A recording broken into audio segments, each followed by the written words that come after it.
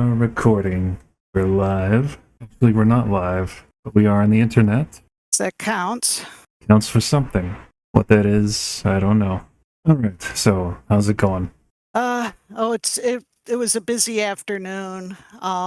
We had a contractor come over to do some home repairs. He barely spoke English, and that was a lot of fun trying to deal with that.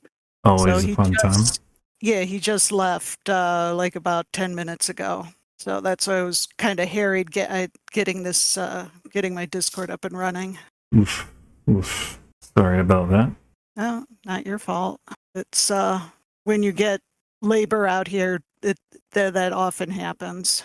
Yeah.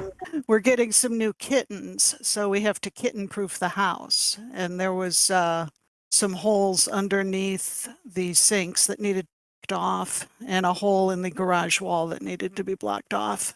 So that's what he was working on. Yeah, I'd imagine that would be a problem for such small creatures. Yeah, we just have one cat now who's 15 years old, and we don't have to worry about him crawling through tiny holes. Probably not. Although they can be quite flexible. Not him at this point. Is he a fat cat? No, he's an old man kitty. He has arthritis and stuff, so he's very stiff. Oh. Well, anyways, could you give our viewers a quick introduction? Who are you? I am Roz Gibson. I would probably count as a gray muzzle. I've been involved in the fandom since the 1980s. I started in Rower and then went on to run the Huzzah fanzine for quite a while. And now I've gotten into writing books and sometimes still publishing my comics. I didn't know that you ran that. Huzzah, that is. Oh, yeah. Yeah, we started in the mid to late 90s. I'd have to go back to see exactly when, but I was in Rower and Rower was kind of going in a direction a lot of the members didn't like. The editor, who was like the nicest guy in the world, but he was too nice, and he was letting in a lot of artists of questionable skill. And a lot of the more serious artists were not happy with that. So me and Dwight basically formed Huzzah and invited the Rower members we liked and other artists that whose work I enjoyed. I see. We ran it up until I think 2002, but it got way too expensive to run.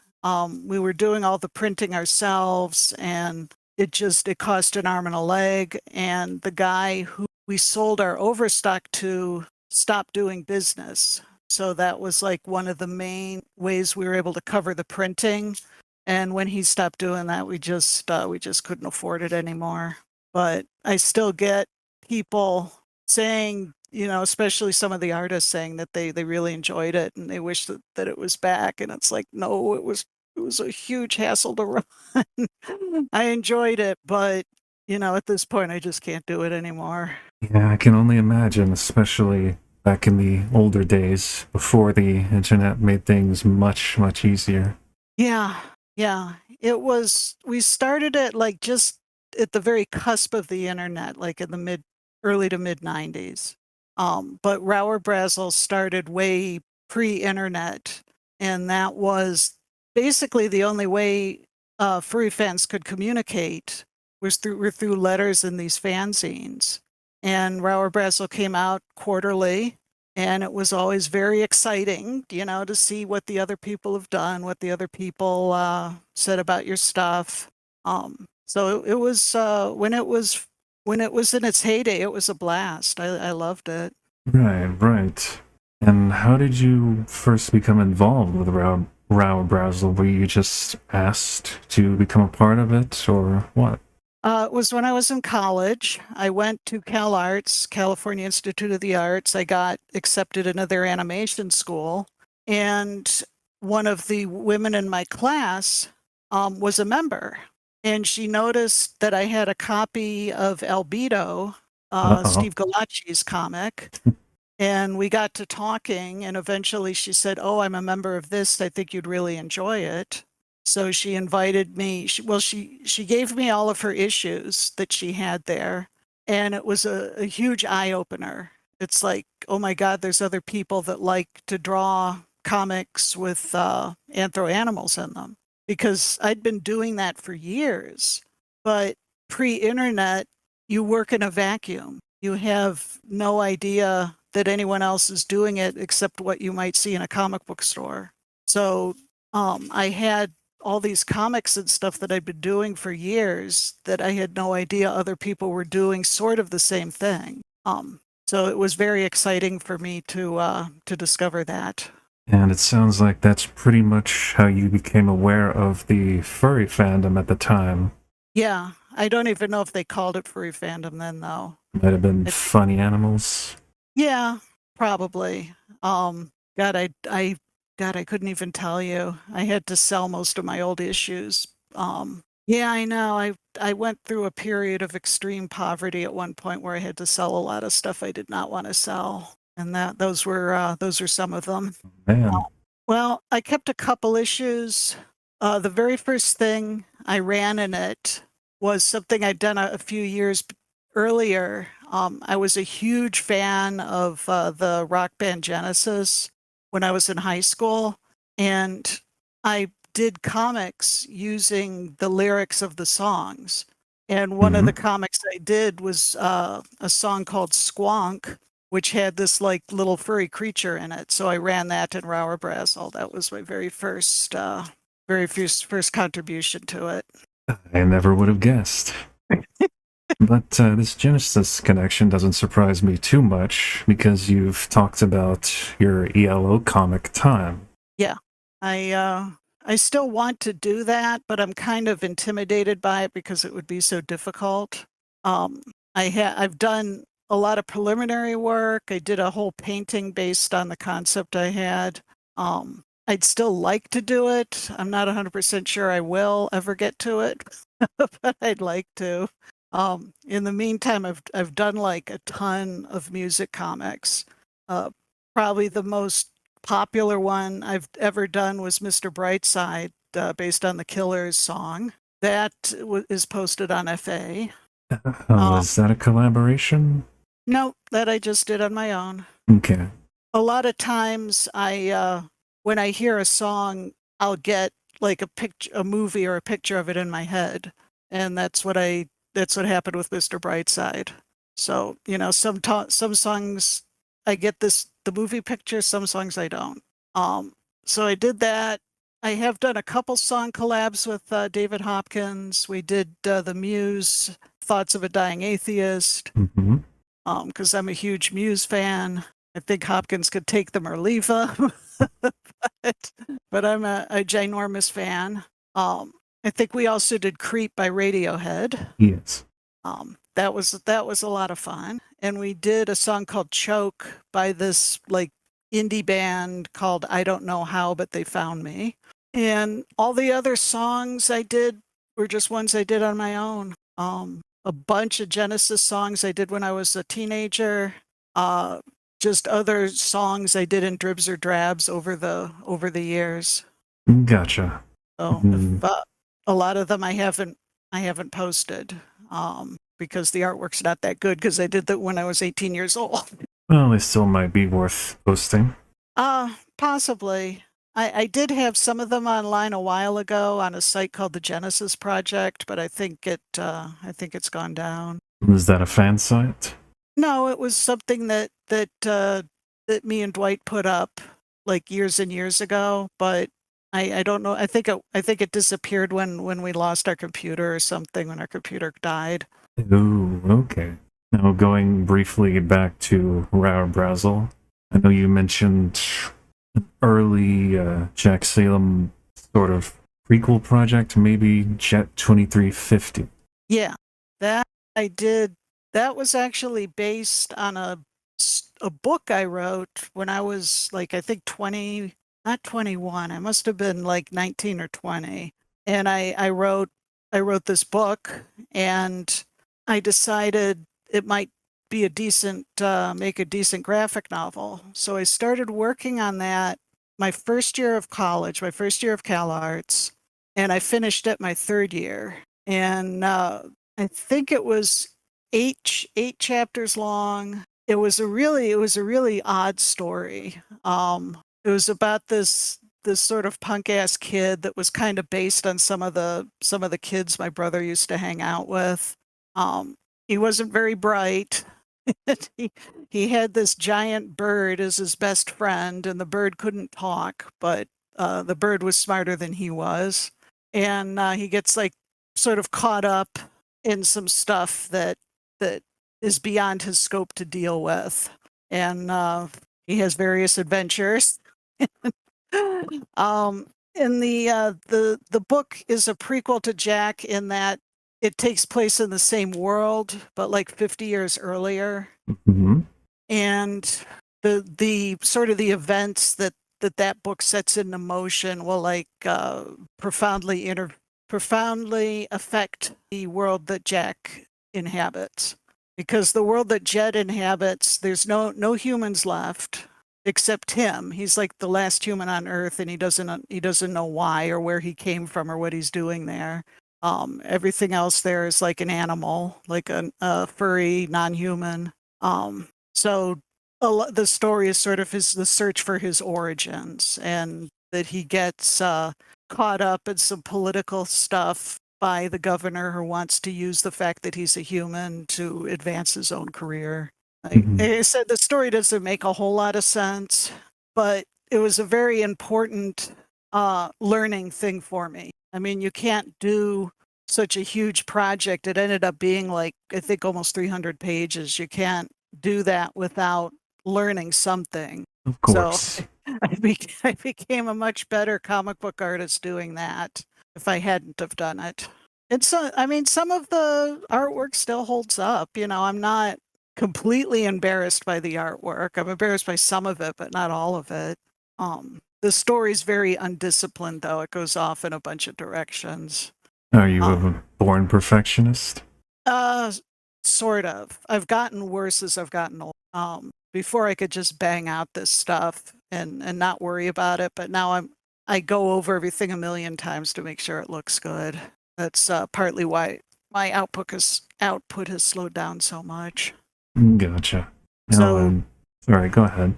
Oh, I was going to say when I finished Jet in college, and then pretty much the year, either right after I finished it or the year after, is when I did the first of the modern. Oh, I was going to say when I finished Jet in college, and then pretty much the year, either right after I finished it or the year after, is when I did the first of the modern Salem stories that went in Rower Brazel. Which was 357?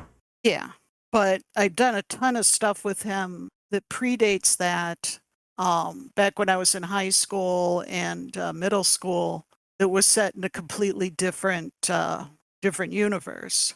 And I wanted to do something for Rower Brazel original, like other than the song lyric stuff. And I sort of drafted Jack from those previous stories into the Jet universe. And the original 357 was also kind of a weird story because it was supposed to be a parody of like police buddy films, where Right. and also sort of a parody of some of the. It's difficult to explain, but like during that period in the 1980s, when I was in college, I had to like try to find work during the summer, and I had the darndest time finding even a menial minimum wage job. It was really difficult to find work. And that story was sort of a commentary on that as well. But interesting. yeah, it just people that weren't alive then don't know what it was like, because right now the economy is really good, and if you want like a minimum wage job, you have no problem getting it. But you know, I was lucky to find work at a grocery store or a pharmacy, and I had to lie to them and tell them I wasn't going back to college. It's like, oh yeah, yeah, I really want to work at this grocery store for the rest of my life. I'm not going back to college. I have no ambition other than to work at this grocery store. Good lord. No, it was awful. I had to work at a grocery store, a pharmacy, and Baskin Robbins in a shopping mall. And I was lucky to get those jobs. So, anyways, I digress. But the uh, the original Salem story in Rower Brazil was like super popular, which kind of surprised me. Right. So people wanted a sequel, and no one seemed to understand that the original story was sort of supposed to be humorous. So I said, okay, if they want a serious story, I'll give them a serious story. I'm better at writing serious stories anyway. So that's where Escape to New York came from. Okay. And did you not have to do a revision of 357 or sort of rewrite the ending? Oh, in the original 357, he goes to jail. The policeman catches him and he goes to jail. Or am I thinking of the first Escape to Yes. New York chapter? Yes, you're thinking of the follow-up to Escape to New York, which was Blacklight. And yeah, in the Escape to New York, we think he gets killed. At least he gets shot. It looks like he gets killed. And then I had to figure out how to get around that with Blacklight. And I was able to think of a decent way to get around that. So, so that's where Blacklight came from. Magic. Not so much magic. You have the guy. It all goes back to the universe it's set in, and you have these guys that have basically godlike powers in it. So if they want to pull someone back from the brink of death, they can do that. Right, the Mad Creators. The Mad Creator. The other ones aren't quite as insane as he is, but they're not doing too good either. They're all they all have some issues. See, right now I'm dead in the middle of Blacklight. Oh, okay. Yeah, that story I'm more proud of. It's a lot more disciplined than my other ones. There's still some of the artwork, I could have done better on, but overall I'm happy with how it turned out. Well, that's good. And that one, that was done, a lot of it was done while I was working full time. That's impressive. Yeah, it was. I practically killed myself working on it because at that point, I'd graduated. I was working at several studios while I was doing this comic. I think I worked like 3 separate jobs. I was at a place called Phillips Interactive. Then I went on to Knowledge Adventure. Oh, Lord. Yeah, I worked for them for some years. And don't tell me you worked on the CDI. I worked on the Jumpstart stuff. Oh. They were like these kids' educational things. Now that's nostalgia. Yeah, that's mostly what I worked on professionally was kids stuff. Good Lord, if people only knew. If they only knew. Well, what's really funny is that those jobs, after hours, I would use the copier to print up copies of Escape to New York for Rower Brazil. So I would wait till after hours, and I'd go down to the copy room and run off my Rower Brazil copies on the company copier. So, and then it probably the worst thing I ever did, and it doesn't matter because it's not like they're going to rehire me there or something, is when I was at Knowledge Adventure, me and Dave did our first collaboration, which was Jack's Night Out. Mm-hmm. And that was like really hardcore. Yeah. That was like a rated X story. And I printed it up at the printer at Knowledge Adventure. And I was just praying that this thing would not jam up because I had to like feed it off my computer into the printer to print it out. And I'm just thinking, oh man, if this thing jams or it gets hung up and then it starts printing during work hours, I am so screwed. But that didn't happen. And that was the only time I did that because it was too nerve-wracking. Yep, I imagine so. But, sometimes I just like to live dangerously. Exactly. Now, speaking of Dave, do you remember meeting him for the first time? He said it was at a con. Yeah, it was at further confusion, and I think I was sick as a dog. I think I had con crud, and he told me about it. He told me when he introduced himself, and I think I remember, but the conventions during that period were so crazy. You know, I'll see pictures that I drew, and I have no memory of drawing them, which is really kind of freaky. It's all the drugs. I'm actually like the straightest person. I haven't done any drugs except dope when I was like a teenager a few times. It's mainly just exhaustion and uh sensory overload. Oh, yeah, Uh, that's the it's worst. like most artists are pretty solitary creatures, and I spend a lot of time by myself just working on my own stuff. And in a convention you're just surrounded by so much people and so much stuff and so much chaos. It's just exhausting. I like it, but it's exhausting. Yeah, yeah, you can only take so much, right? Hmm. It's like a battery. So I think at that particular convention, I'm pretty sure I was sick, and that's why I don't remember it that well. But Yeah, we'll use that excuse at least. I hope I was nice to him. I try Well, to be.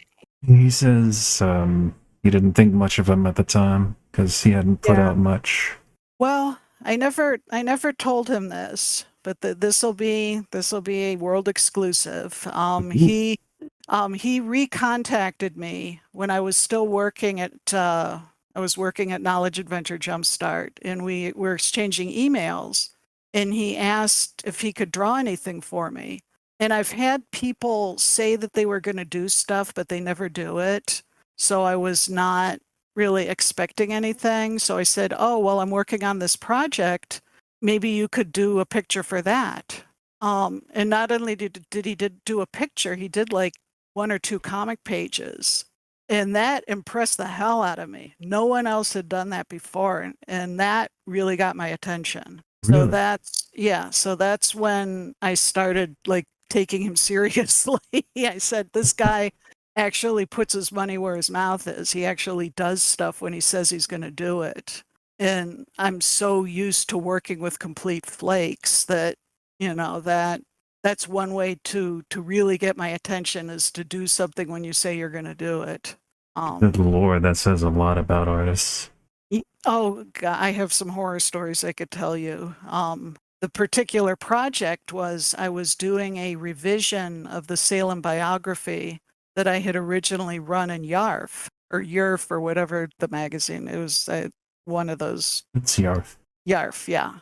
And I wanted to put out a collected volume and have a bunch of other artists do illustrations for it. And I was having the bitchiest time getting people to actually do anything, even if I threw money at them. So I asked Dave, when he said, could he do anything for me? And I said, yeah, I'm working on this project. If you could do something for this, just pick out any scene from it. I don't care what. So he did do that, and I'm like, oh my god.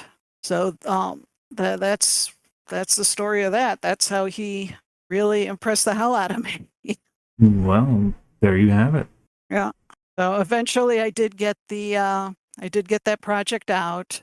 I'd like to reprint it eventually because there's a lot of the people that did do artwork for it. Some of them did a really nice job. Some of them don't even do artwork anymore, or they vanished, or in one case they've passed away. So I would like to get that out again. So that's another project in the works. Well, it's done. I mean, all the files are ready. It's just a matter of deciding whether I want to pony up the money to print it out. Oh, right. Because it was originally printed by Fur Planet, and they were doing my work for quite a while, and then they suddenly decided they did not want to publish my stuff anymore. Yeah, you and Dave for some reason. They never gave me a reason. I'm thinking it's because they were moving the publishing in a different direction. Because if you look at the stuff they do now, it seems to be mostly adult stuff, with a few exceptions. And, you know, I mean, I have some adult material in my books, but that's not the focus of it. Right. So, I mean, theoretically, I guess I could put together a porn book because I've done enough commissions, but that's not my specialty. You know, I'll do it if someone throws money at me, but I'm really not that good at it. So, I wouldn't go that far. there's other people that specialize in that stuff. You know, Yeah. that's all There's, they do. yeah, and there's plenty of them. Yes. I think one friend of mine likes to tease me with this quote. I don't know who did it. I think it might have been on one of those anti-furry news chat groups or something, where someone said he could think of nothing less boner inducing than Roz Gibson porn. And so my friend always likes to goof on me for that and says that my porn is not boner inducing. Yeah, I'd wear that as a badge of honor. I could. I could. I'm not that good at it. I don't know. I mean, not everyone could be good at everything. I can't draw cars either. But can you draw dragons fucking cars? That's the question. If the commissioner doesn't mind me copying it from a picture, I could.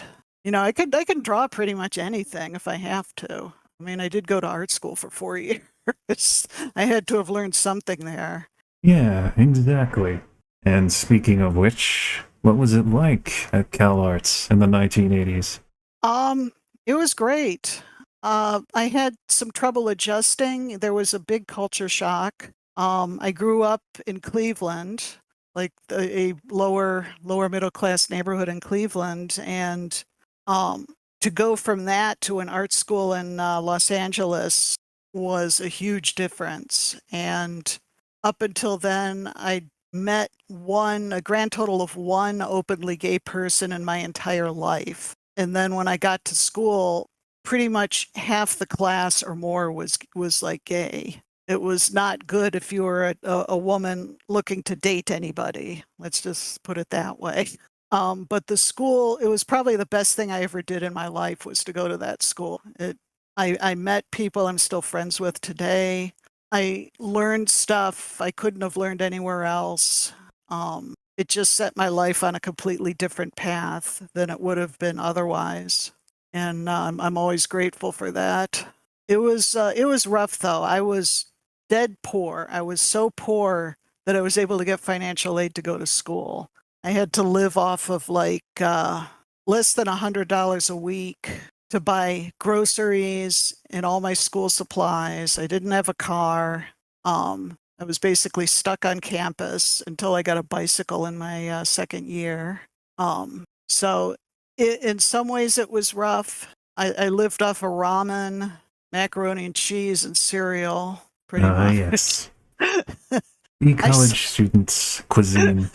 I swore that when I got out of college, I would not ever eat ramen again, and I haven't. Just like I swore when I was growing up, we were so broke we didn't even have a car. I had to walk or take the bus or a bicycle everywhere. And I said, you know, when I get a car, I'm never taking the public bus again because it was so nasty. So I never did.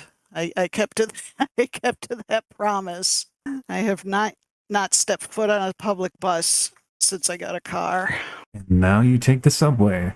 No, I don't do that either. Have you tried taking the subway in Los Angeles? It's horrible. No. It's nasty. I mean, especially for a woman. You know, if you're a dude, it might not be that bad, but like women get all sorts of horrible things happen. You know, I can only imagine. Yeah. No, public transportation, and then they wonder, how can we get people to use public transportation more? And it's like, you can't unless you get the homeless people off the buses and subways, or have like women only cars or something. A few times I did have to take the train down to San Diego when I was going to Comic-Con, and that wasn't fun. I could only imagine what the buses are like. Probably not much better. It's like the government seems genuinely puzzled why people won't take them. And it's like, there has to be a reason people are willing to sit in traffic for like 1 or 2 hours to get to work rather than take public transportation. Look at what is so horrible about public transportation that people are willing to deal with the traffic here. And everything people say about the traffic is true. I can attest from personal experience. All right, give me some examples. Some of your worst. I worked on the West Side for years. That's where both Phillips and Knowledge Adventure were located. What the West Side is down the 405 freeway on the way to the airport. It is the worst traffic in the city. It would sometimes take me over an hour and a half to get to work one way, and then you had to deal with it on the way home. God forbid there was an accident, then you would be stuck for like 2 hours. It was just it was horrible. But I dealt with it because I had no choice. I'm lucky now that in my dotage, I have a job with a decent commute. I don't have to do that anymore, but I did it for 15 or 20 years. So I've done my time commuting. On the plus side, I know the 405 like the back of my hand, so I could tell you what lanes to get into at what time that move the fastest, when to get over. You could be an Uber driver if need be. I could, or I could write a book about the dummies' guides to Los Angeles freeways. Exactly. So I guess that counts for something. And commuting, that's where I learned to love the Howard Stern show. And now I'm a big, huge Howard Stern fan. Uh-huh. When you get to the final chapter of Blacklight, I even have a cameo from Howard Stern in it. So spoiler alert, huh? No. I used him as sort of an explanation for something. There's some information I needed to get across to the reader that the characters already know. And I just always really hated the trope where characters will say, well, as you know, blah, blah, blah, blah, blah, where they talk about, so the reader will know too. Right. And I got around that by having a non sequitur of Howard Stern, a Howard Stern caricature in a school classroom where the teacher is teaching them this background material that the reader needs to know. So it's like a lesson that's being taught. And of course, Howard Stern is making obscene comments and stuff during the class. Naturally. Yes. So that's my little homage to Howard there. Now, speaking of celebrities, I got to one of your human police characters. Initially, I thought that was supposed to be Barry Gibb. Oh, it was Jeff Lynne from ELO. Yeah, I know you explained that later on, but well, all those guys in the 70s pretty much had the same look. You do have a point. Yeah. So yeah, the Gibb brothers looked an awful lot like Jeff Lynne. They had the curly hair and everything, but they didn't wear glasses. Jeff Lynne wears sunglasses. Right. He always wears glasses. So yes, that was just me being silly. I would sometimes do weird shit like that just to mix things up for me, so I didn't get bored. I noticed you put a lot of detail into technical things like your vehicles and weapons. The weapons are, I sort of had to because I was really good friends with Scott Ruggles, and if I didn't draw the weapons right, he would give me shit about it. Oh. And Mr. Roz Dwight was in the military, so he had a lot of guns, and I would sometimes actually use them as props to draw off of. Handy. So yeah. So that's why the guns look reasonably decent. I'm still not great at drawing them, but nowadays if there's something I can't draw, I just look it up on Google, which I couldn't do in the 1980s and 90s. Oh, yeah, I suppose not. Always helps to have references. Well, I worked in the library of CalArts the entire 4 years I was there, so I'm really good at doing research on stuff, with or without the computer. When in the final chapter of Blacklight, you'll find a passage where I discuss how much venom a taipan snake has. And I had the bitch of a time trying to find that out. I could have just made it up, but I like to be a stickler for accuracy if I can. So Right. I actually called the LA Zoo to find out how much venom a taipan has because there wasn't something I could just look up then. And they were like, who the hell is this? Yeah, that's basically what I got. So they transferred me to the library. They have a library at the zoo, believe it or not, and the librarian looked upon it as a challenge and was able Ah, to find me the correct amount. And so now no one can accuse me of just guessing at what the amount was. exactly. And I did not know, for instance, that starfish actually do defecate from all 5 of their little limbs. So if you remember that from the Jack comic, apparently that's an unintentional educational bit. Well, if something like that ever came up in one of my stories, you can be assured that I would look it up and make sure that it was accurate. I mean, most of the birds, because I'm a bird nut, most of the birds in there are like specific species. Right. I did notice that when you pick animals for your stories, you tend to choose unusual species rather than common ones.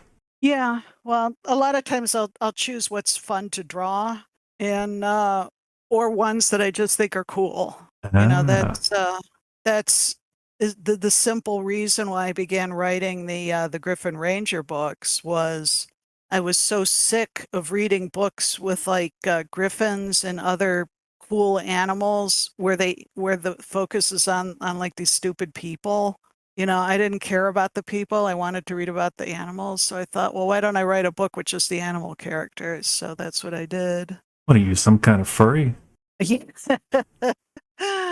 And that's actually where the first Salem stories sort of came from, because they were originally books that I wrote, and I wanted to be an author when I was in my teens, and no one was writing the kind of books I wanted to read. I grew up reading animal stories, but as I got older, I didn't really want to read kids books. I wanted to read books for adults Right. with animal characters. And there were a very, very few, but not exactly the kind of stuff I wanted to read. There were some science fiction ones with like aliens that were supposedly animals and stuff, and a couple that had like genetically engineered, but the animals weren't really the stars of the story. They were just like bit characters. Yeah. So I wanted to write books that had the animals with the stories that were the focus of the story. And that's where my first attempts at writing came from. My first attempts at comics were influenced by a copy of the collected Fritz the Cat that someone gave me. I read those and I thought, oh, this is animal characters, but it's not written for little kids. I can do this. So my very first comics were derivatives from Fritz the Cat without the extremely explicit sex because I was like 13 years old. And I still have some of those somewhere. I tend to be a bit of a pack rat keeping my artwork no matter what I think of it. I still have it. I gotcha. Now, are any of these really early stories out there in the public? Some panels. I posted some panels of them in on FA. I think I did. I might have posted some of them in Rower Brazzle, like as like sort of a retrospective of early artwork. Because the stories that would later turn into Jet, I did do some comics of that were influenced by Heavy Metal magazine and another magazine called Epic Illustrated that were both in the 80s. And I was so desperate for any kind of stories that had animal characters. I began getting Heavy Metal because it had some of those. They had these European comics One was by an artist called Bilal, Bilal, called Gods in Chaos, that had the Egyptian gods, like the anthropomorphic Egyptian gods in it. And at the time I thought, wow, this is the coolest thing. The story was like this really bizarre, weird science fiction story. But the characters were just really cool. And I also got a copy of Mobius's The Dark Inkle, which had a character called Kill Wolfhead in it, which was like an anthropomorphic wolf. So both of those stories had a big early influence on the type of comics I wanted to do. And the Inkle is still available. I think Gods and Chaos may be available too, is graphic novels. Another big, huge influence on me would be Albedo, because I got that during my first year of college. And that was another thing. It's like, oh my God, someone's doing comics with animal characters that's not for little kids. So Albedo was like a big eye opener for me. Another artist that I really liked that was an influence was a guy called Matt Howarth, who did work for heavy metal, and he did a comic called Those Annoying Post Brothers about these like two assassins that just went around killing people. So you could kind of see where that was a big influence on me. Oh, yeah. So those are probably my earliest comic influences. Plus, I did read ElfQuest, and any female artist around my age who said they weren't influenced by ElfQuest is a big fucking liar, because we all were. Because that was something like no one was really doing anything like ElfQuest. So it never occurred to me that I could do my own comic and just publish it myself. So that's sort of why I began doing Jet. It was in the ElfQuest mold of like 32 pages per issue, black and white. But at the time I was doing it in the 80s, I was so dead broke, there was no way I could afford to print it. So I just did it for no reason other than the love of art. And Of course. and then later on, another member of Rauerbrazel that either worked for a printing company or I don't know what, he offered to print it up for free to run in Rauerbrazel, because I never planned to run it in there. Because I said, I'm not paying to print up like 75 copies of a book that's 32 pages long. And he said, oh no, I can do it. And I said, okay, well, if you're willing to print it up, I'm willing to run it. So so I did run it in Rauerbrazel. And after that, I did print collected volumes of it in the 90s, early 90s for convention sale. But I'm not going to reprint it just because the artwork and the story is just too bizarre. Too bizarre for the furry fandom? Really? For me, I don't want people to say, "Why did you do this? This doesn't make any sense," or because the story does go off in a bunch of different. It goes off on tangents, and the artwork's not really that great. And there's some stuff in it that doesn't make sense. It doesn't make sense to me now. But what is interesting, I did this in the 80s. I did predict McDonald's getting kiosks to order your stuff in, because I have a scene where the characters go to McDonald's and their orders are taken by robots, and there's no people serving or anything. And on the you're able to get. I'm wondering if I have. I noticed that did Dave send you stuff over Discord, like actual pictures? Yeah, you can do that. Okay. All right. I can keep talking. I'm going to check and see if I have that. I know I have an electronic version of Jet, but I'm not sure if I have the individual pages available that I could show you. But I predicted the McDonald's thing. I also predicted the reality television, because in another early issue, the characters are in a hospital and they're watching a show called Can You Survive, where the contestant has to like try to survive to get a prize. Kind of like a Running Man thing. Yeah, it was like that, but I had never read that before. Ooh, I mean, I was yeah. a voracious reader, but I actually did not read that book. All right.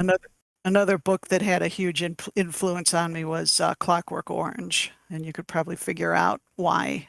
You could probably see that influence as well. Gee, I have no idea. Looks like I have some of the pages here, but I think they're in issue, which does not have. Yeah, it's issue 5. But I can send you, I guess I can send you some pages from issue 5. Let me see if let me find something that's not too embarrassing. Oh, come on. I'll send you something that's embarrassing. Okay. All right. I have the splash page. It has some text on top of it that I think was from Rower Brazel, either Rower Brazel or Huzzah. Oh, okay. There you have it. eBay, here we come. I'm just kidding. Well, if I sent you the whole thing that you could print out, yeah. So that is the protagonist running into some National Guard. I think he gets away from them here, but they beat him up later on. He gets Very interesting. Yeah, he gets beaten up. I think he goes through a lot of shit in this story. See if I can find another page that's at least interesting. Or now that I've figured out how to do this, if there's any other old art you want me to show you, do that. Because like I said, I am a pack rat. I do have a lot of the stuff that I scanned for whatever reason. Do you have anything from the ELO project? I should. Well, I know I did post it on FA. Oh, you did? Yeah. I've not been Yeah. paying attention. Well, this was like years ago. Let me go to. Well, the fact that I posted it must mean I have the electronic version somewhere, but God knows where. It's under the music miscellaneous stuff. I'm sorry. I can keep talking about other stuff while I look for it. That's fine. I'm curious though. Now, this was done around what time? This 2350 project? That I think is specifically 1986. That was Alright. 1986. I had taken a gap year from CalArts from 1985 and 86 because I was having some problems that required me to take a year off, and I was working on that particular chapter. I spent a year at Cleveland Institute of Art during my gap year, and I was working on that there. And the title, The Broadway Melody of 2350, was taken from a Genesis song, The Broadway Melody of 1974, which was in turn taken from a bunch of movies that were made in the 1930s, which I did not know at the time. Alright. So, yeah, that gives, the layout and stuff on it are good. I've always been good with layout and staging. Just my figure drawing needs a lot to be desired, and I think I was still hand lettering the stuff there, which is also not that great. The lettering of the title was actual press type lettering. Actually, that makes me wonder, what's your process from pencil to print for laying out a comic page? For the music comics, I just sit down and draw the layouts on small paper, like 11 by 8.5 by 11 folded in half, or I'll get a sketchbook with the same dimensions and do the layouts on that. If I'm doing something like Jet, I actually write out a script, like a movie script. Then I do the layouts from that. I'm really OCD about it. Other people do it different ways, but I do everything in order. So I'll do the script, then I'll do all the layouts, then I do all the pencils, go through and ink it one page at a time. At the time I was doing this particular page, I was using the Zipatone sheets, the actual adhesive sheets, and I would put those on while I was inking it. So the inking, the lettering, and the zip were all done at the same time during this period. I don't do it that way now. Now, once I'm done inking it, then I scan it and do everything else in Photoshop. Alright. Because the Zipatone sheets cost an arm and a leg, number one. They don't scan very well, and my lettering was always crap. So as soon as I could use computer lettering, I jumped at it. For the original issues of Blacklight, I actually printed out the lettering and pasted it on. I Photoshop didn't even exist then, so I had to like do a cut and paste, but it was still better than my hand lettering. Oof. That sounds tedious. Doing comics is tedious. Yeah. You have to be nuts I mean, no one in their right mind would do this. You don't make any money. It's a hugely labor intensive. I wanted to dedicate Jet to all the guys that never asked me out when I was in college and gave me time to work on it. You know, I was so boring in college. I never did anything. I didn't go to parties. I didn't go out. All I did was sit in my room and draw. So people that have active social lives don't generally do a lot of comics. You don't say. It doesn't matter how long you spend on a panel. Most people are going to look at it for maybe a second. Yeah, I just try not to think about that. You know, I do it because no one was doing the kind of comics I wanted to read, so I began doing them myself. No one was doing the books I wanted to read, so I began doing them myself. That's it's as simple as that. Yeah, good reason. Here, music comic. Oh, okay, I actually found it. Hooray. Okay, which particular, if you're familiar with the songs, which song did you want to hear, or which song did you want to see the illustration for? I'm not at all familiar. Okay, well, in that case, pick out one that I think is actually decent. Oh, well, screw it. I'll print I'll do the picture that has the whole image on it. That way I don't have to do them one at a time. This, I think, also was, I don't know where this was. Maybe it was in Huzzah, or it was probably in Huzzah. It's just a big picture.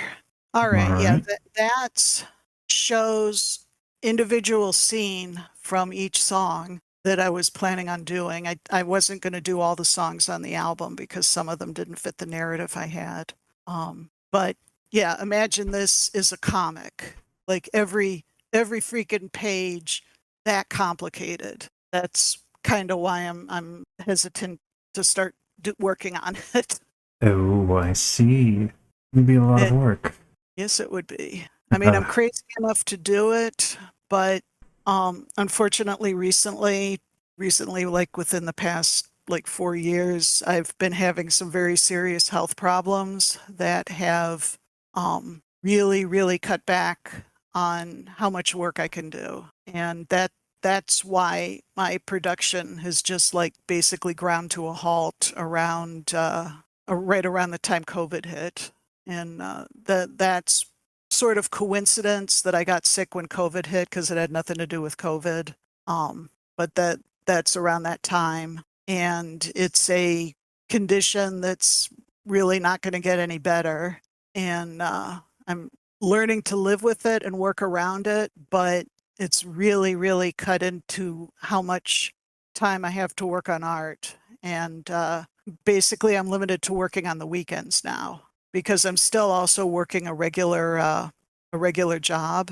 So, I mean, most people who have this condition, you know, they just go on disability, but I don't want to do that. And I want to keep working on my stuff. It's just going to take me a lot longer. So that is the explanation about why my output suddenly crashed around COVID time. I gotcha. And I'm sorry to hear about your health. It was very unexpected. It was not.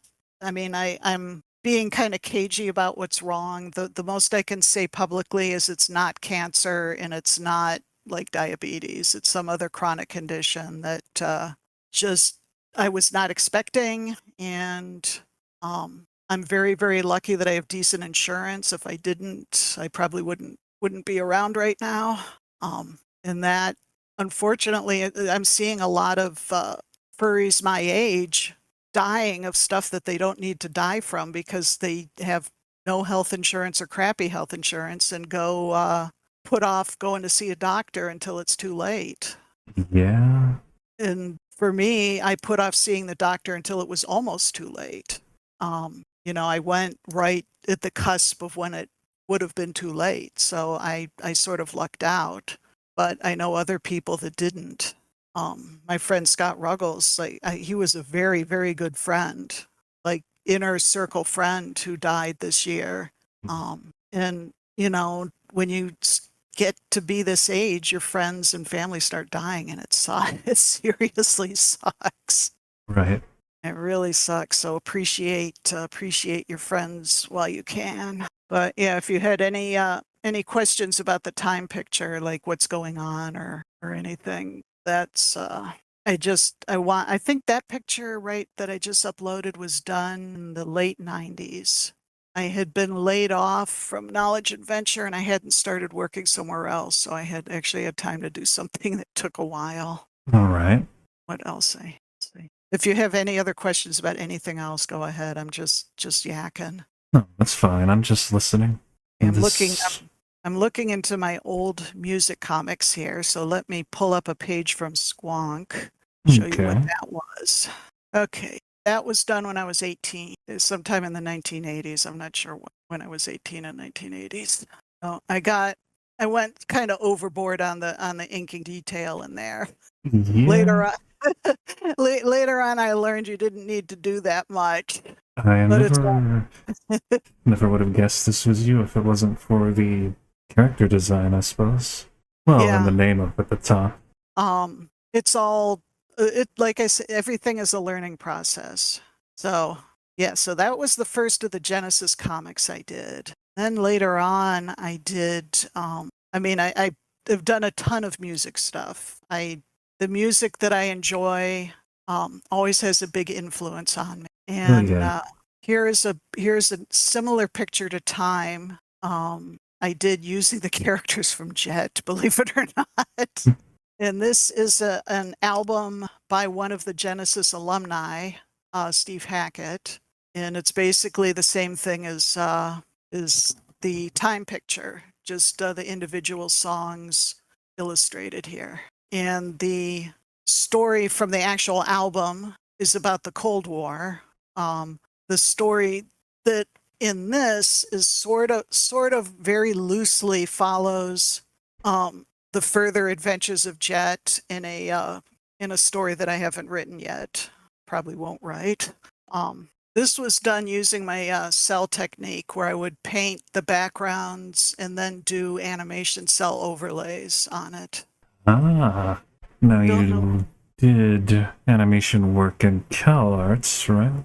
Yeah, I did films all 4 of the years I was there.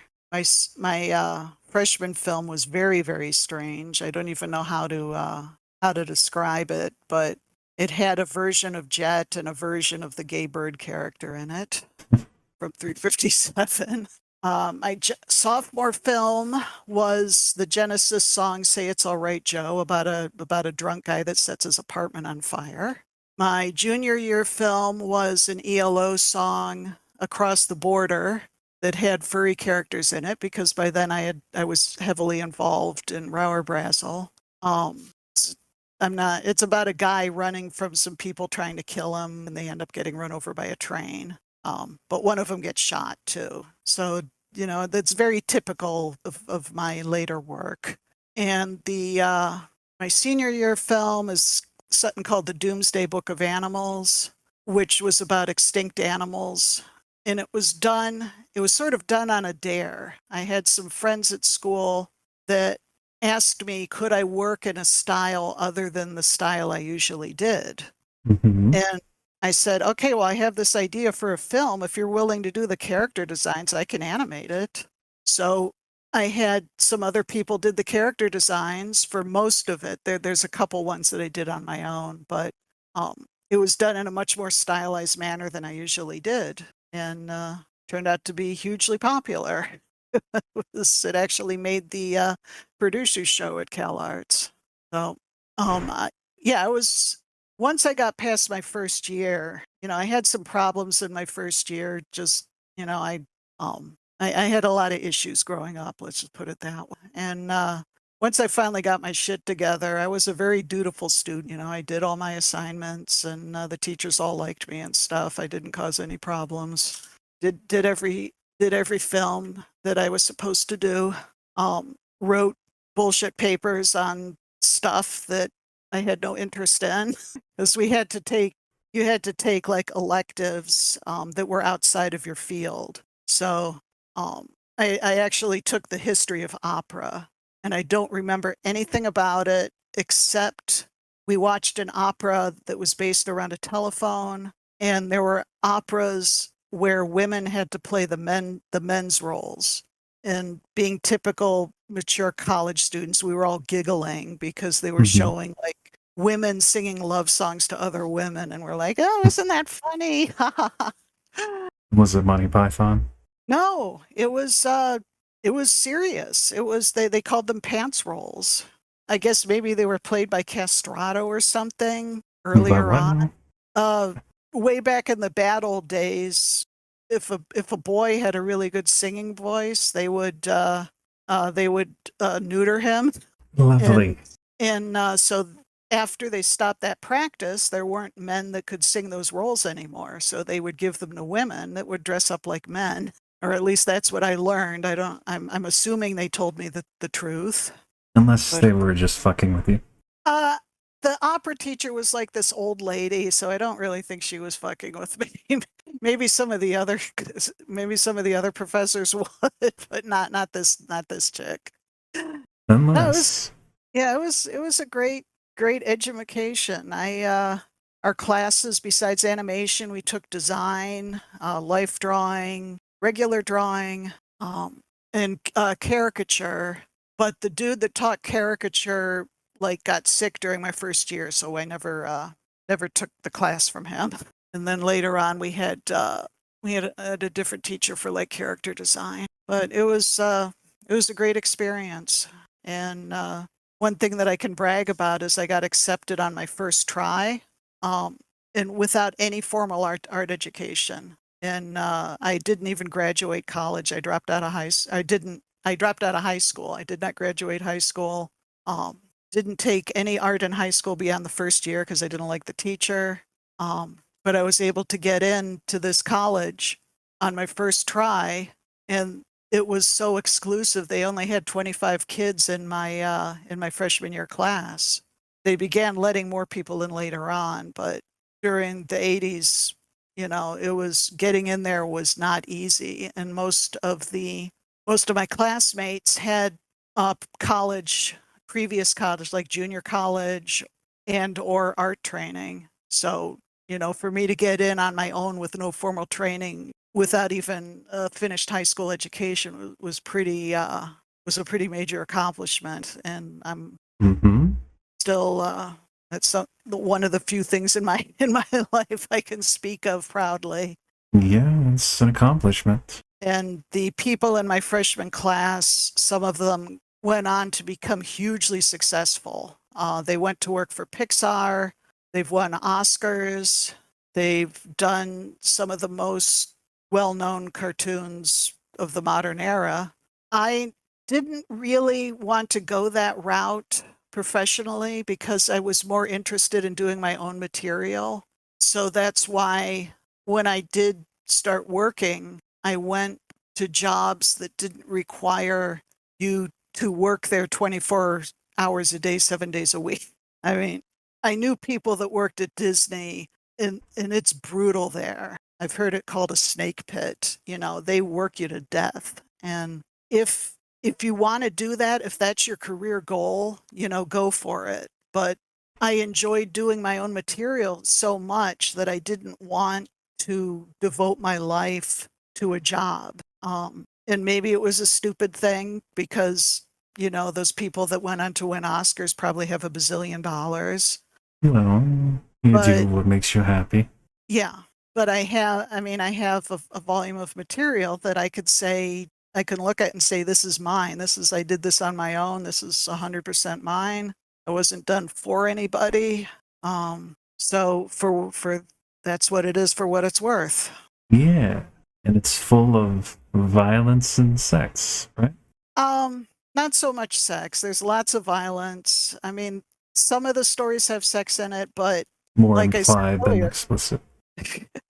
I'm not that good at doing and doing I mean, I have done porn when I was out of work. I went through a period where I was unemployed and like really, really needed money. I did do some nasty ass shit then.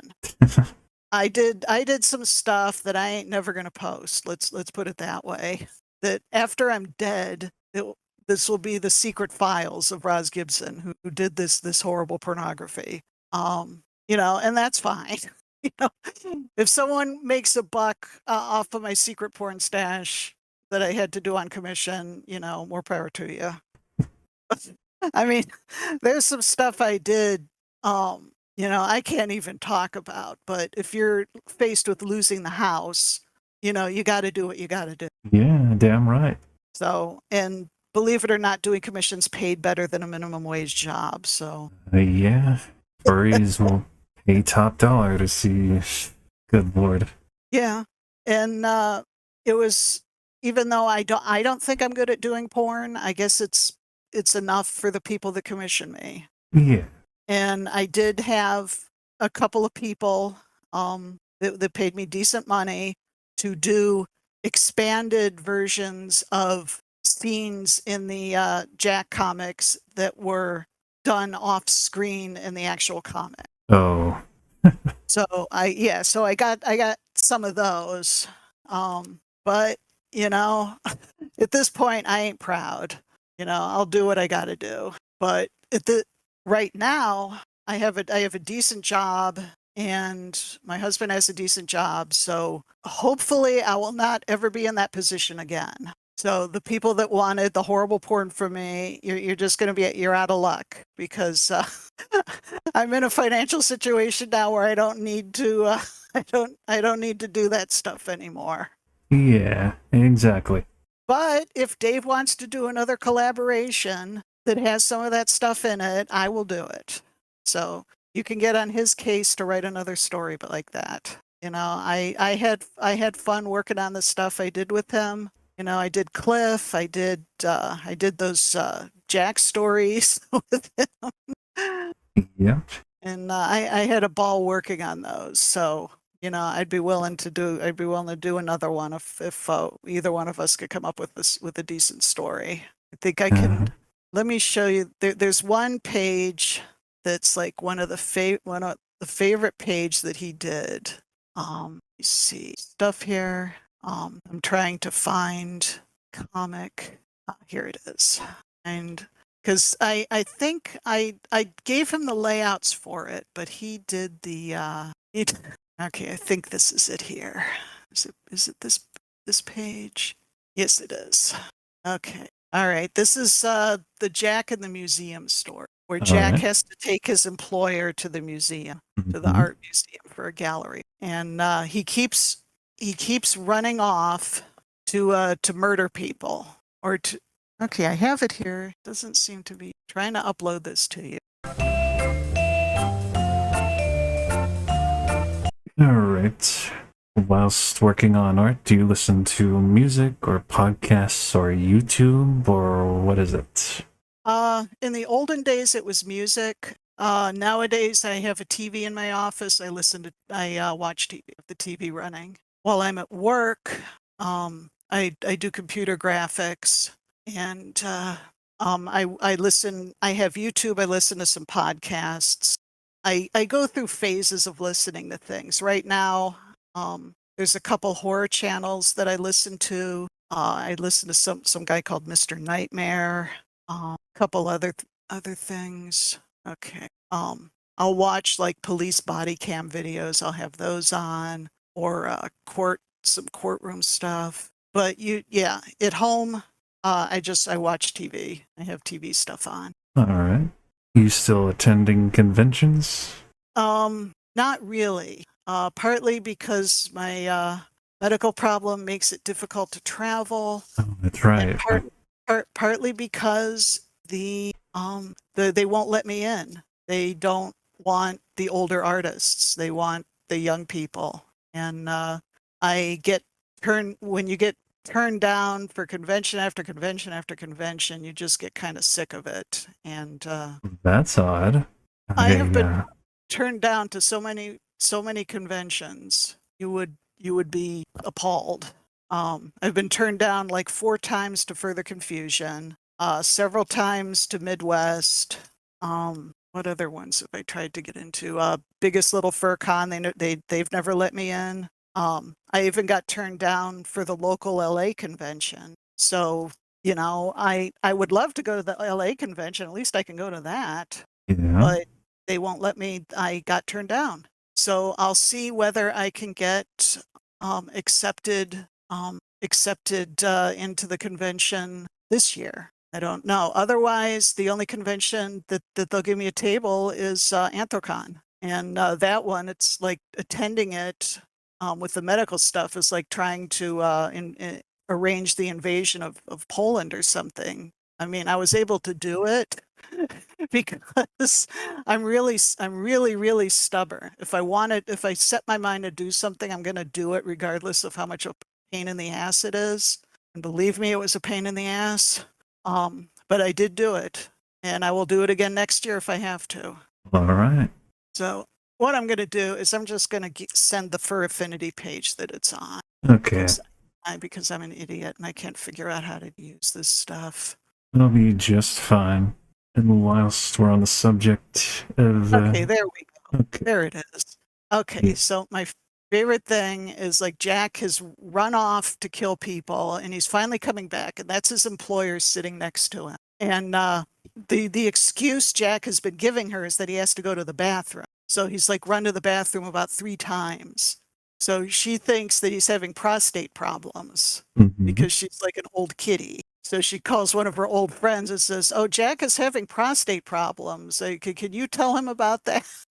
And so Jack is kind of horrified, and the old guy is like, "Oh yeah, I've got lots of prostate problems. I can tell you all about it." And on the left-hand panel on the bottom, he's like demonstrating how the doctor has to do the exam, and Jack is like completely horrified by that. And people that have been around the internet a long time will recognize the goatsy position that the old guy is doing there. So I just thought that those 2 panels of like Jack being completely horrified by the description of the prostate exam and then like embarrassed that his employer thinks that he has prostate problems. Those were all Dave's drawings there that I thought came out really nice. So in the whole art museum story was based on some of my art school experiences where we had to look at these paintings and talk about what they did, like talk about their history and stuff.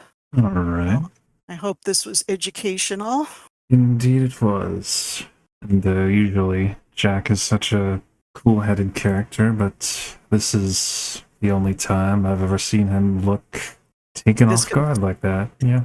Yeah, well, if you just got back from killing someone and reminiscing about it there, to go from that to having this elderly cat say, you're having some prostate problems, talk to this old guy about it. So right after that, Jack goes off to kill someone else, and that sort of clears his palate.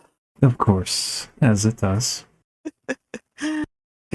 But the project I'm working on right now is another super complicated Jack project, another song-based project, but the pictures are really complicated, and I don't like to talk too much about what I'm doing while I'm working on it. So, the best I could say is when I finally post it, you'll sort of understand why it's been taking me so long to do, other than the fact I have to work on it during the weekend. But I think I have one picture I can show you from that as a send-off, because I have talked way too much. Oh, no problem at all. All right, let me see if I can find it. I have so many, like probably most artists, my computer is I have the stuff that I'm currently working on, I tend to put in different in like a folder that I can actually access. System 32? Uh, um, I don't know what that is. It's a nerd joke. Never mind. Okay, yeah, I'm not. The husband is the computer guy. Okay, here's one picture from it. Hopefully this is small enough to come up. How big is it? Oh, this should be fine. Let me see if I can pull this up here. It's probably some of the newest work anyone has ever seen from me. Ooh, hello. And I know I have a couple other pictures from this, but this one, yeah, okay, I can upload this one too. Okay, yeah, there's another one. What I'm not showing here are like super complicated backgrounds that are taking up all the time. The characters are going to be drawn and the background's done separately. So the backgrounds are what's taking forever and a day. Of course. As per usual with well, some people get around it by not doing backgrounds at all. Or using photos or something else. Yeah. I have used photos in the past. It's not it's nothing I'm against under the right for the right conditions, the right circumstances. But these yeah, you'll just have to see when they're put out. But Right. the other new stuff, I just put out the final book of the Griffin Ranger saga, or the final book for now. That's available on Amazon on Kindle, and I'm sold out of the physical copies, but I am planning to reprint those at the very latest for Anthrocon next year, assuming they give me a table. That's great news. So yeah, a lot of my creative output will be writing because I can do that now and get it out now, whereas I couldn't when I was younger. So it'll be a cross between art and writing. I'll probably trade off. I finished the Griffin books, and I'm doing some art projects. And you've had a few of those more animal-focused one-shots and... Yeah, I have the 4 Griffin Ranger books. I have 2 books that I call the versus books, which are animals versus prehistoric animals. So I have elephant versus T-Rex and Andrewsarchus versus grizzly bear. Who's he? Sorry, go ahead. I will take questions seriously. And I'm eventually going to do chimpanzees versus velociraptors. Oh, Eventually. Lord. Yeah, that promises to be brutal. I did several Jack one-shot text stories. I did the biography Monster. I did something called Game of Kings, which is like him when he was younger and then he gets thrown in jail. And then I did a story called The Rex, which is also him when he was younger, during his time as the 357 killer. And that story is probably the most explicit and brutal of the text stories I've done. That one definitely gets an adult-only tag. And that one is also currently out of print, but I am planning to reprint it either on its own or as part of an omnibus with the other Jack stuff. Good to hear.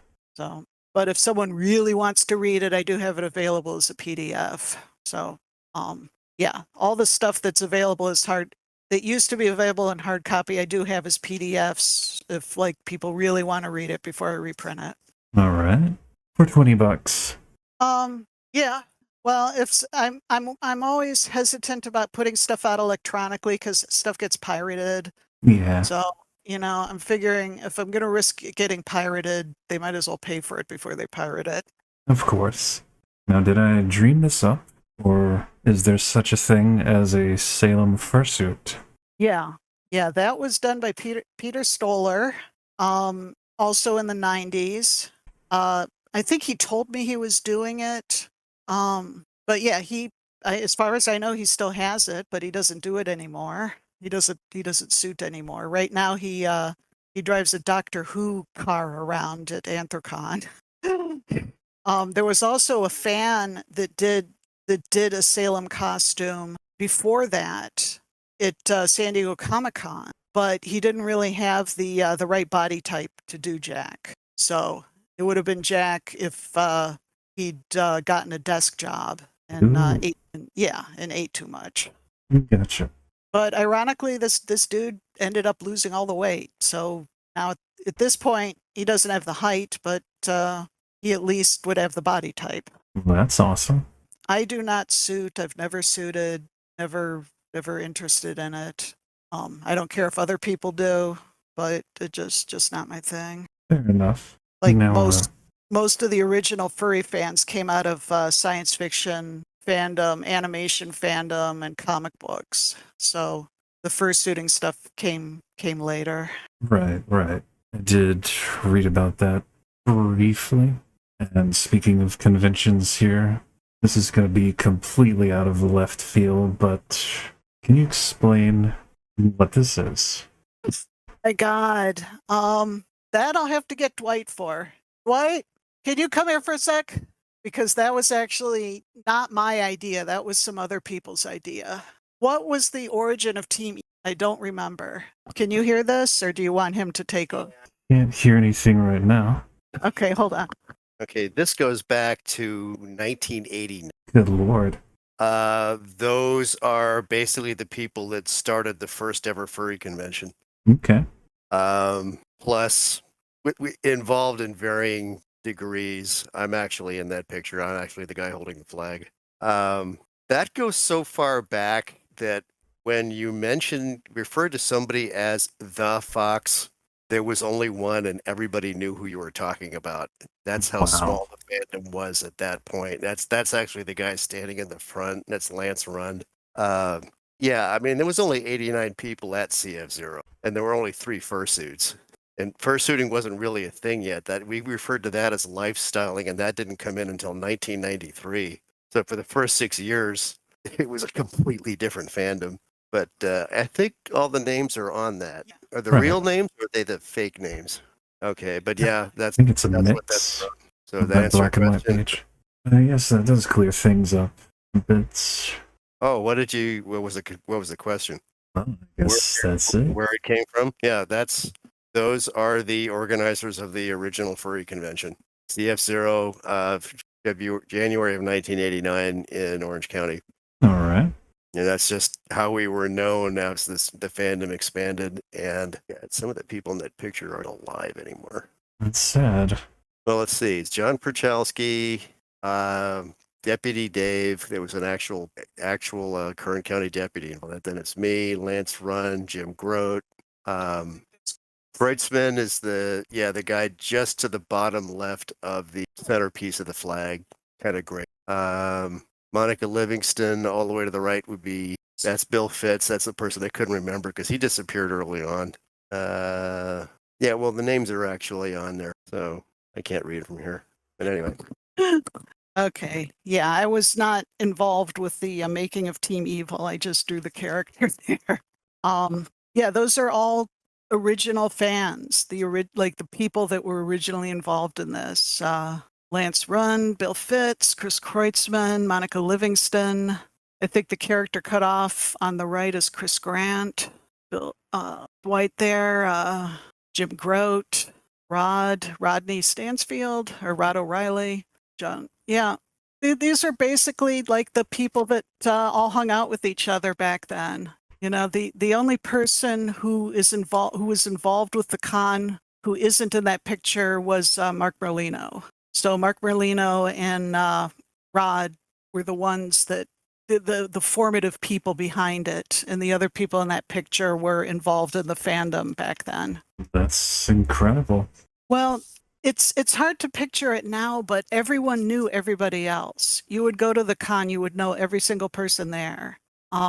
And there was, I think the Team Evil was just something they were doing is like a goof, or I don't even know. It's like Dwight came up to me with this picture and asked me to draw his character there. And so that's my art.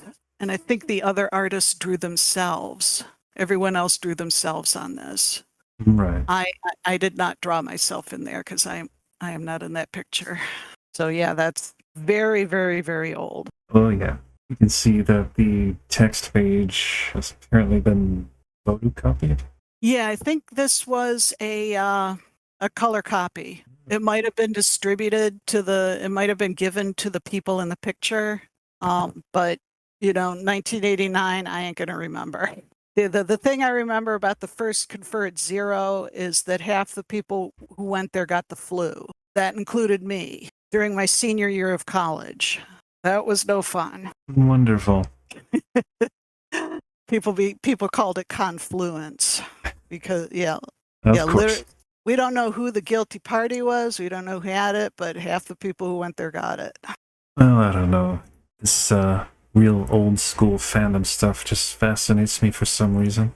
Okay, well, I'm happy to talk about any of the stuff you want to know about it that I was party that I know about. You know, there's probably a lot of stuff that went on that I didn't partake in, but like some of the like early conference incidents, I was at every conference. I could say from Conference Zero on, I was at every single one, and I was at a dealer at all of them except Zero. Any infamous stories?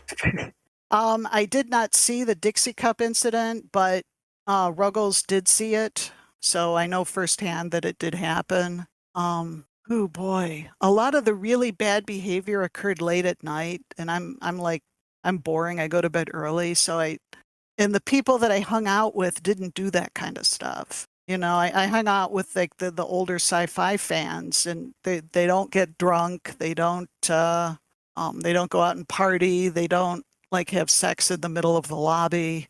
So a lot of the really weird shit was not done by me. On the other hand, I have seen some of the artwork. I've seen some very interesting artwork in my time. Oh, really? Yeah, after a while, you know, if you draw stuff long enough, if you hang around other artists long enough, you could kind of tell what they're into by what they draw. Even if they say they're not, they're lying. Let's put it that way. So, yeah, I've seen some weird shit. Like I saw on eBay someone is selling 5 issues of Huzzah for like $200 some. Oh boy. I don't know. Well, you know, the issues they're selling are some of the primo issues. They're like from the heyday of the magazine, Yeah. and it includes the uncensored how to stop masturbating jam that we did, which is very infamous. It is? There was something that was circulating online in the early days of the internet that was supposedly from some Mormon handbook talking about how to avoid masturbating. So I took out some of the funnier tips of that and pasted them in a sketchbook. And then when I would go to conventions and stuff, I would have my friends, like the other artist friends, draw their interpretation of it. So we have, it's like, God, I don't know, maybe 8 or 9 pages of how to avoid masturbating. And it's in one of those issues that's for sale. I think it's either 18 or 19. Me and Dwight got married at the time that happened, and on our honeymoon, we took it on the honeymoon trip because we went down to Florida. So we got some of the Florida artists to draw in it, and I got some of my friends at work to draw in it. So you got people that are not even involved in furry fandom that did some artwork for it. It was great, but it was horribly offensive. So, I did post some pages on Fur Affinity, but not the whole thing. So you could see some of it on there, but not the entire thing on there. And That I did not know. some of the early issues, or some of the issues of Huzzah, had stuff in it that frankly was pretty nasty. I will admit that Scott Ruggles was the instigator behind a lot of this. During the conferences in the mid-90s, the early to mid-90s, we would do the worst in show, where we'd go through the adult section of the art show and pick out like the most offensive stuff, and do write-ups, like give them awards for like most oversized breasts, most offensive, you know, just weird shit like that. And, you know, looking back on it, yeah, that was not very nice. I guess I can blame Scott for it now since he's no longer with us, but, you know, I was the one who put it together, so I am not without culpability there. But yeah, there was some really far out stuff in some of those issues of Huzzah. So, and they ain't being reprinted. So you'll if you can get them, more power to you. I mean, I have a full set. I am going to be sent Scott Ruggles' set. I asked his relatives the stuff of his that I asked for after he died was his set of his set of Huzzah and his set of Bar Wars. Bar Wars was another early furry magazine that I was not part of, but was very well regarded, and I wanted to have Scott's copies of them. Anything else on your mind? Well, living in California, have you ever run into anyone famous? I haven't met them. I've seen Jay Leno driving down the freeway in a Stanley steamer car. And I saw Mr. T once on the street, but that's been pretty much it. Oh no, I did see Jeff Lynne driving around once. No. He had a Mazda Miata with a vanity plate that said Guitar X on it. But I couldn't run after him screaming for his autograph, unfortunately, because he was driving. That must have been surreal. I remember it all these years later, so yeah. That was back when I was working at Phillips in Santa Monica, so yeah, it was a long time ago, but I remember it.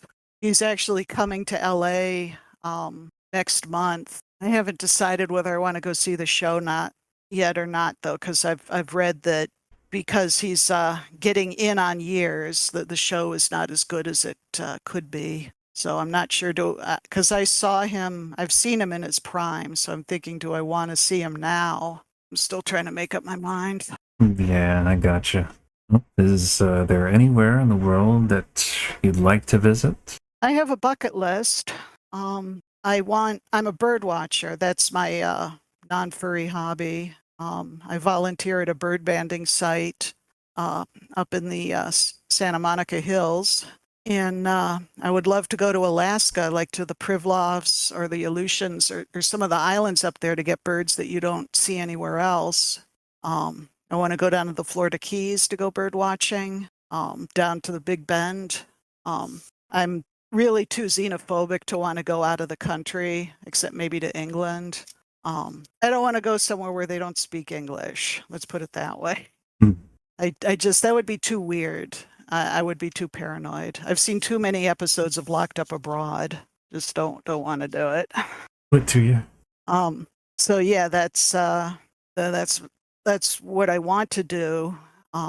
Whether I will be able to do it, I definitely will not be able to go to Alaska unless there's a change in my health status. Florida, I might be able to do. Right. So yeah, that's where, I mean, maybe England, because my favorite bands come from there. I could go there. Maybe. Not too different language-wise. They speak a version of English. Yeah, an inferior version. It's the Queen's English. Exactly. And there's Australia, New Zealand. Well, then again, in Australia, everything's trying to kill you. Yeah, but I've done enough studying. I would know what to avoid.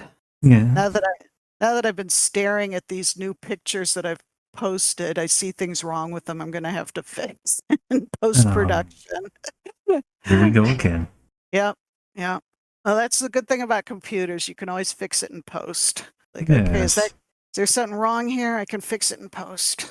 So I imagine that computers has improved your work process significantly since the early days.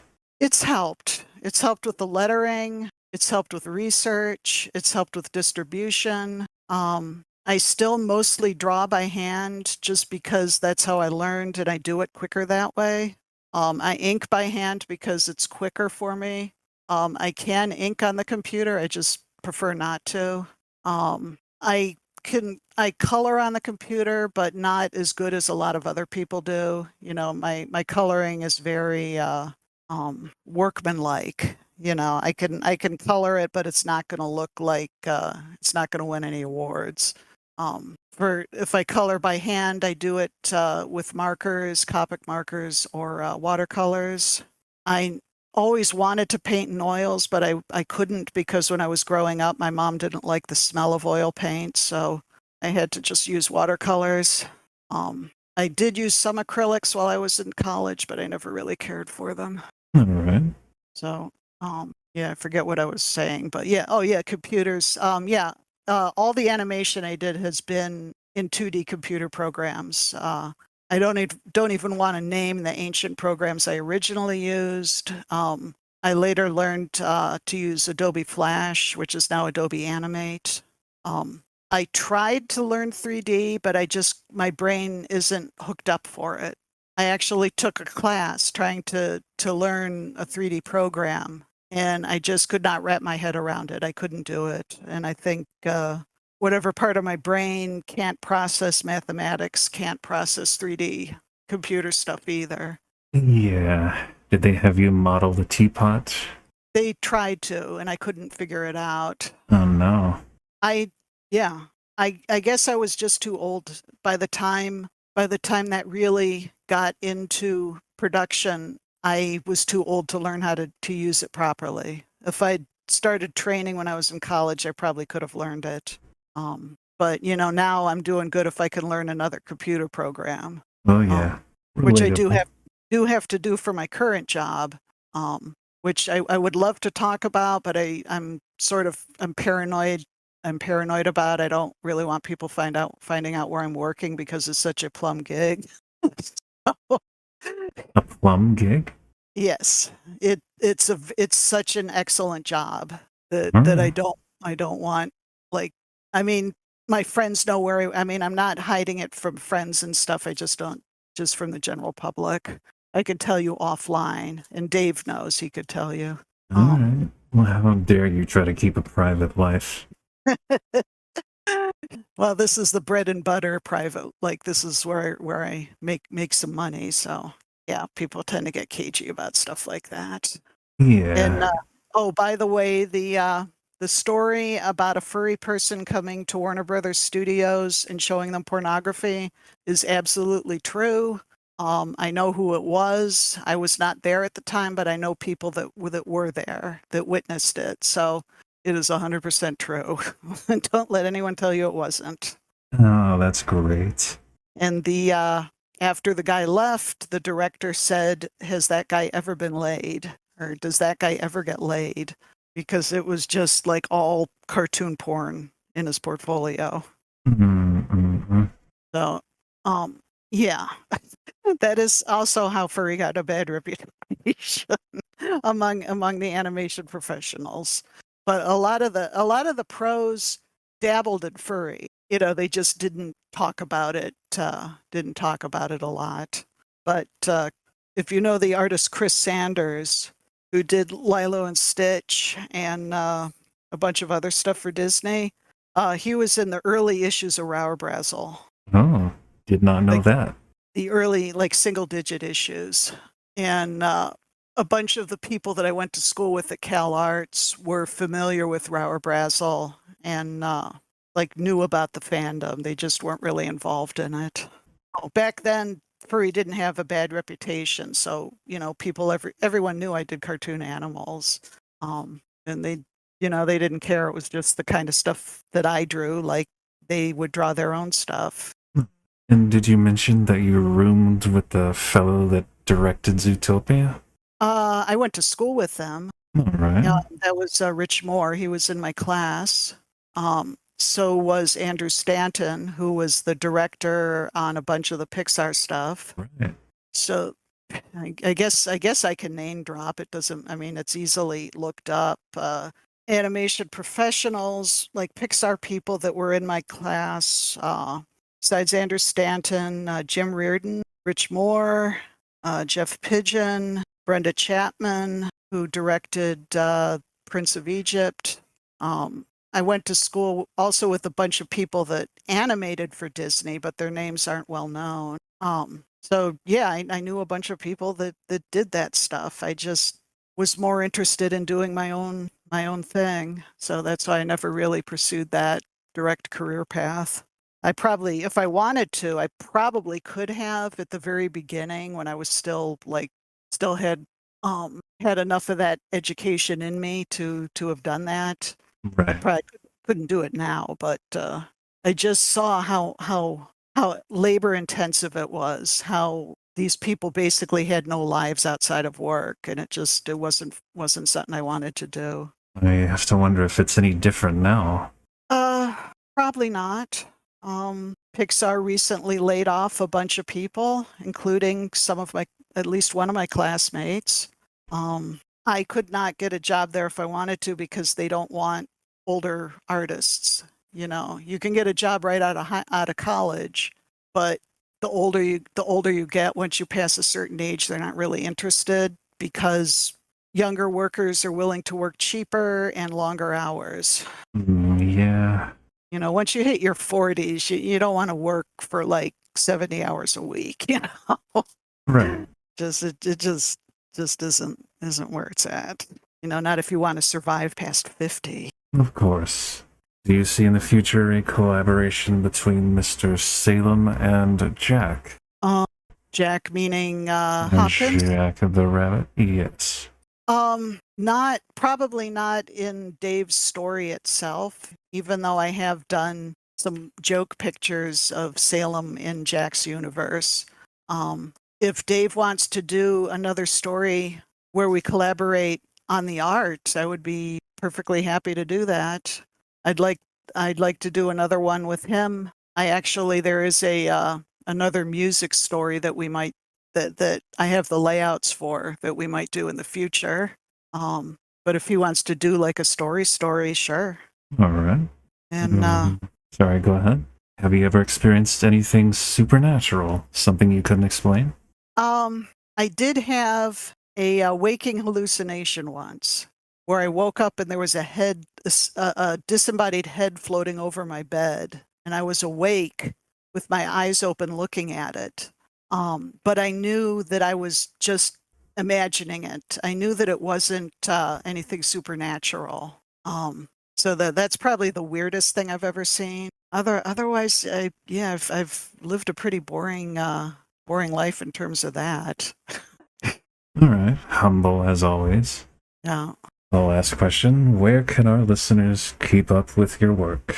On For Affinity, that's the main place where I post. I post fairly frequently on Facebook, but it's friends only because I do post more personal stuff there, like health related stuff. So if I know you, I'll add you, but if I don't know you, I probably won't. And then I'm also on Twitter as Griffin Ranger, and I post new artwork on there as well. All right. Well, thank you for your time and your knowledge. It's been a very interesting interview. Yeah, I bet it has been. Oh, yeah. Yeah, if you think of anything else, let me know. I'll be happy to either type it out or talk again. Of course, of course. Okay. All right. Is that it then? That'll be it. Okay. Well, it was great talking to you. I enjoyed the interview you did with Dave. Oh, thank you. Sorry I wasn't able to get into any of my more background, like family background and stuff, but not that I didn't want to talk about it, it just didn't come up. So No, that's all right. Alrighty. So I will be in. Let me know when it's up so I can give people links to it and embarrass myself in front of them. Of course, you bet. Okay. I will be signing off then. All right. You take care. Hey, you too. Bye-bye. Good night.